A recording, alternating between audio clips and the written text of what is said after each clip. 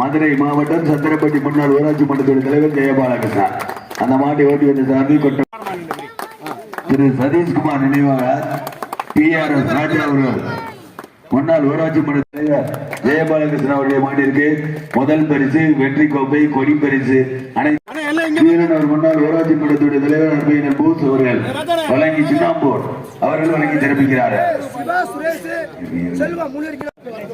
அந்த மாட்டிற்கு பரிசு